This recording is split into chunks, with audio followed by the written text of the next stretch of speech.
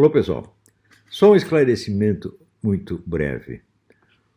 O Lula não roubou 6 trilhões de reais do Brasil para gastar nos puteiros, para ir comer pato numerado no Ritz, tá certo? Para comprar joias para as amantes dele.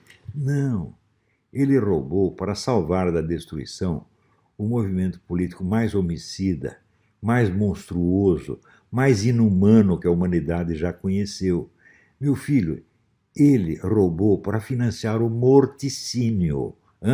Eu não estou aqui falando de corrupção. Corrupção perto disso é bosta. Agora, gente que é incapaz de conceber, tem medo de conceber o mal nas suas verdadeiras proporções, só entende males menores. Então, vamos combater a corrupção. Não se trata disso. Gente, por exemplo, o regime chinês mata 90 mil prisioneiros por ano para vender órgãos. Eles são de uma monstruosidade que o próprio Stalin e Hitler não conseguiam conceber. E é isto que está sendo restaurado com o dinheiro que o Lula roubou. No 15º aniversário do Foro de São Paulo, as Farc enviaram ao Lula uma mensagem cumprimentando, agradecendo por ter salvado da destruição o movimento comunista no continente. Então, o roubo em si tem muito menos importância do que o motivo do roubo. Não é o quanto ele roubou, é para que ele roubou. Ele não roubou para torrar dinheiro, ele não roubou para ir nos puteiros, para ter um monte de amante. Não, ele roubou para financiar o morticínio, genocídio, assassinatos em massa, uma monstruosidade indescritível. E daí veio o pessoal que não entende a diferença entre uma coisa e outra, ele fala, mas corrupção tem do lado de lá. E o Queiroz? A resposta é a seguinte, vai tomar no cu.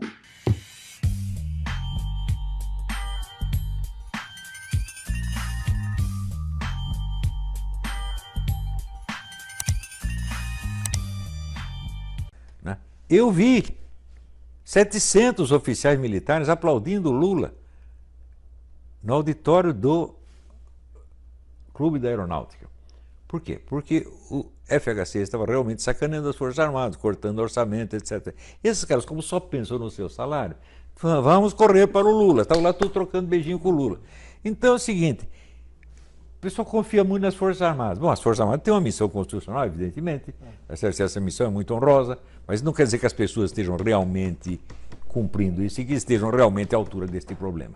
Quando veio o general Vilas Boas, que todo mundo celebra como um grande herói, dizendo que as concepções de segurança nacional dele e das Forças Armadas combinavam perfeitamente com as dos representantes do Foro de São Paulo, o seu Jacques Wagner, e o outro, Aldo Rebelo.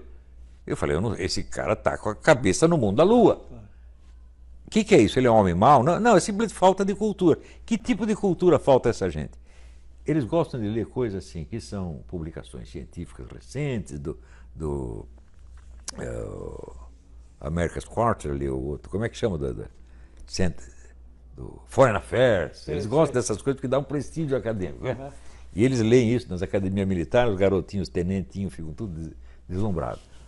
Mas eles não têm a essencial da cultura que é necessário para isso, que é a cultura histórico-literária. Eles não têm. Por exemplo, o modo de você conceber, de você apreender, só um modo de você apreender o movimento global de uma sociedade é simbolicamente.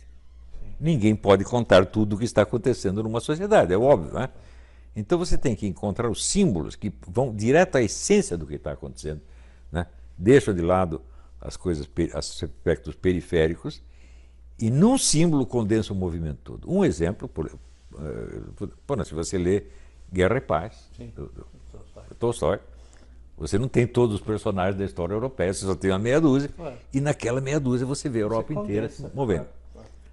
Quando você lê ali, por exemplo, como Montanha Mágica? Montanha Mágica, isso aí que eu queria citar.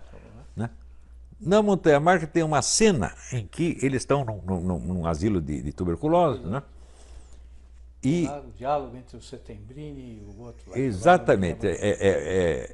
É um liberal maçom, e um jesuíta comunista, marxista. Isso é o resumo da história, 100 anos de história europeia para frente. E tem uma cena em que o médico está examinando a radiografia do pulmão do personagem. Sim. E na radiografia você vê a Europa inteira se decompondo. O pulmão do cara esta força do símbolo literário é o único, presta atenção, único instrumento que nós temos para descrever o movimento global da sociedade. Não há mais nada. Você pode ler 200 estudos do Foreign Affairs, 400 livros de sociologia, você não vai chegar nisso. Porque se você pegar as grandes teses sociológicas, não são nada mais do que símbolos literários mal feitos, como por exemplo o do Max Weber. Sim. A famosa Ética Protestante do Espírito Capitalista é um símbolo literário mal feito. Né? Tolstói fazia isso muito melhor do que ele, o Balzac. Né? Então, como o pessoal não tem cultura literária, eles não conseguem apreender isso aí. Não é à toa que o próprio Marx foi Sim, grande não, leitor de mas é Balzac. claro, não, Marx é o primeiro que entendia isso aí. Falou, pô, vou aprender mais lendo Balzac do que lendo os economistas ingleses, etc. Né? Mas veja, Karl Marx podia entender isso por quê? Porque ele não era uma figura do establishment acadêmico, ele era um jornalista como eu. Né? Então ele fora do mundo acadêmico ele podia entender isso. Quem está dentro do mundo acadêmico não entendia nada. E no Brasil acontece exatamente a mesma coisa. Então, isso quer dizer que as grandes transformações pelas quais o Brasil passou nas últimas décadas não estão expressas linguisticamente. Você não tem símbolos linguísticos que as descrevam. Então, ninguém entende nada, por mais que você leia, por mais que você fale.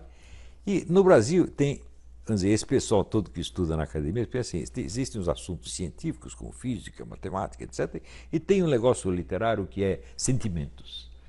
Isso é uma estupidez burguesa, O Karl Marx sabia que a coisa não tem nada disso. Mas se você pegar esses generais brasileiros, todos acreditam nisso. Pega lá, General Mourão, vamos conversar aí direitinho. Aí. O que o senhor leu a esse respeito? Ah, eu li não sei o que do Foreign Affairs. Está por fora, meu Deus. Agora, quem conseguiu descrever os processos que estavam acontecendo no Brasil nos últimos 30 ou 40 anos? Eu. Usando o quê? Esse método, que é o único que existe. Quem é o sujeito que conseguiu criar um movimento social que mudou o rumo das coisas? Fui eu. Esses generais todos conseguem? Não, não conseguem. A classe política toda consegue? Não consegue. A esquerda inteira não conseguiu. Nós tomamos a iniciativa da mão da esquerda e mudamos o rumo da coisa. Quem fez? Fui eu, meu Deus do céu. Por quê? Porque eu sei fazer. Eu estudo isso há 50 anos e esse pessoal não estuda. Então nós já estamos dando ouvidos a ignorantes há muito tempo. Então, você verá, a formação que um sujeito obtém, por exemplo, numa academia militar, deixa ele totalmente despreparado para lidar com isso. Eu falo, esses militares, eu expliquei tudo para eles, com antecedência, eu disse tudo o que ia acontecer e aconteceu. E, no entanto, por exemplo, eu via naquela época militares entusiasmados com a criação do Departamento de Defesa, Ministério da Defesa. Esse Ministério da Defesa vai tirar o Estatuto Ministerial dos Comandantes das Armas e vai submetê-los a um comunista, um funcionário comunista, como de fato aconteceu. Eles, imagina, isso acontecer, isso é teoria da conspiração. Falo, ora, porra, eu estou com o saco cheio dessa gente. Dessa gente pomposa, boba, você está entendendo? Cheia de galões europeus, medalhas maçônicas, etc. Que palhaçada, vamos parar com isso, gente. Nós temos que acordar e ver a realidade das coisas. Eu estou falando isso pelo seguinte, eu estou com 72 anos, já passei perto da morte 2 vezes, eu sei o que é a morte, já estive lá 2 vezes. Primeira vez eu pedi para Jesus Cristo me livrar, na segunda eu já nem pedi, falei, o senhor faz do jeito que eu achar. Então, eu sei o que é a morte é a realidade da vida, tá entendendo? Eu não tenho medo de morrer, não, posso morrer agora que estou pouco cagando. Não tenho nada a defender, não tenho interesse em jogo, não quero cargo nenhum, pode enfiar todos os cargos no cu. Os cargos que vocês, coronéis, militares, deputados, senadores, passaram a vida vendendo suas mães para obter o cargo, para mim pode enfiar tudo no cu, não vale nada. Meu filho, eu sou um escritor, eu sou o que eu queria ser. Alfredo de Vigny dizia, uma grande vida é um sonho de juventude realizado na idade madura. Eu realizei uma grande vida. Eu queria ser um escritor e sou um escritor. Sou o escritor mais importante do Brasil, sou o escritor que tem mais público no Brasil, sou o escritor mais compreendido do Brasil. O que mais eu posso querer nessa vida? Um ministério? Enfia o ministério no cu, porra!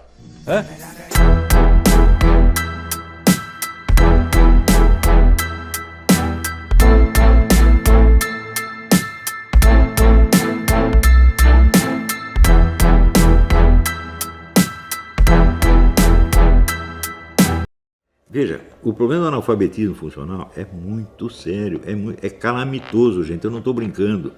Eu não estou sendo histérico, não estou fazendo barulho em torno de nada. Veja, O analfabeto funcional é um negro que ele não entende o que lê. Então, se ele não entende, ele pode atribuir àquilo o sentido que ele deseja. Então, é o que dizia o Cláudio Moura Castro. O brasileiro não lê o que está escrito. Ele lê o que ele imagina que o escritor, no fundo, quis dizer. Então, faz interpretação até psicanalítica, né?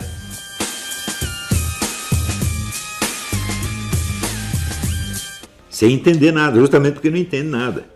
Ora, segundo várias pesquisas, as universidades estão despejando no mercado anualmente 50% de formandos analfabetos funcionais.